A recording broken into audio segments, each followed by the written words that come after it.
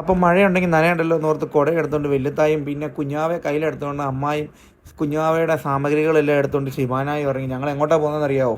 ഇന്നാണ് പടത്തോട്ടെ അയനയുടെ മൈലാഞ്ചിയുടെ ചടങ്ങൊക്കെ നടക്കുന്നത് നമ്മുടെ വാലാങ്കര പടത്തോട്ടുള്ള ഓഡിറ്റോറിയത്തിൽ വെച്ചായിരുന്നു. അപ്പോൾ ഓഡിറ്റോറിയമൊക്കെ നല്ല അടിപൊളിയായിട്ട് അലങ്കരിച്ചിട്ടുണ്ട്. അപ്പോൾ ഇന്ന് അവിടുത്തെ സ്റ്റേജും കാര്യങ്ങളൊക്കെ ചെയ്തേക്കുന്നത് ഫോക്കസ് ഇവൻറ്റ്സ് ആയിരുന്നു ചെയ്തിരുന്നത്. നമ്മുടെ പടത്തോട്ടുള്ള ജോബിച്ചാൻ്റെയാണ്. അപ്പോൾ എന്തെങ്കിലും വർക്കോ കാര്യങ്ങളോ ഒക്കെ ഉണ്ടെങ്കിൽ ജോബിച്ചാനെ വിളിക്കാൻ ആരും മറക്കണ്ട.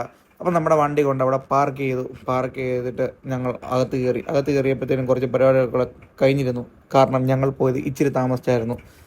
അപ്പം മൈലാഞ്ചി ഇടുന്ന ഇതാണ് നമ്മുടെ കല്യാണ പെണ്ണ്. മൈലാഞ്ചി ചടങ്ങുകളൊക്കെ അടിപൊളിയായിട്ട് നടന്നുകൊണ്ടിരിക്കുമ്പം അതിനൊരു ഓളം കൂട്ടാനായിട്ട് നമ്മുടെ ഗായകന്മാർ ഒരു ചെറിയൊരു ഗാനമേളയൊക്കെ ഉണ്ടായിരുന്നു. അപ്പോൾ അവർ നമ്മുടെ ആൾക്കാരെയെല്ലാം ആസ്വദിപ്പിച്ചുകൊണ്ടിരുന്നു. അതുകൂടാതെ അടിപൊളി ഫുഡായിരുന്നു അവിടെ അറേഞ്ച് ചെയ്തത്. മൊത്തം പ്രീമിയം കൗണ്ടർ വഴിയായിരുന്നു അറേഞ്ച് ചെയ്തിരിക്കുന്നത്. നമ്മുടെ നൻപന്മാരുമായിട്ടൊക്കെ കുറേ ഞങ്ങൾ സംസാരിച്ചുകൊണ്ട് കുറേ കഥകളൊക്കെ പറഞ്ഞുകൊണ്ട് അവിടെ ഇരുന്നു. അങ്ങനെ വീഡിയോ എടുത്തുകൊണ്ടിരിക്കുമ്പോഴാണ് ആ കാഴ്ച ഞാൻ കാണുന്നത്. എന്നെ കൂട്ടാതെ 2 നാത്തൂനും ഭാര്യയും കൂടി ഇരുന്ന് കഴിക്കുന്നത്. അത് കഴിഞ്ഞപ്പോഴത്തേനും ചെറിയൊരു ഒപ്പനയൊക്കെ ഉണ്ടായിരുന്നു. ചെറിയല്ല അടിപൊളി ഒപ്പനയൊക്കെ ആയിരുന്നു. ഏത് ടീമാണെന്നറിയത്തില്ല.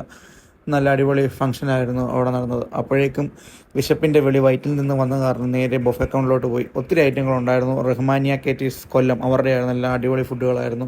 അപ്പോൾ ഞാൻ പോയി ബൺ പൊറോട്ടയും അപ്പവും പിന്നെ നമ്മുടെ ബീഫിൻ്റെ ഒരു സ്റ്റൂ ഉണ്ടായിരുന്നു. അതും എടുത്ത് ഞങ്ങൾ വയറ് നിറയെ ഫുഡൊക്കെ കഴിച്ചു. അങ്ങനെ ഫുഡൊക്കെ കഴിച്ച് അവിടെ സൊറയൊക്കെ പറഞ്ഞതിന് ശേഷം നേരെ ഞങ്ങൾ വീട്ടിലേക്ക് പോയി. അപ്പോൾ ഓക്കെ ബൈ.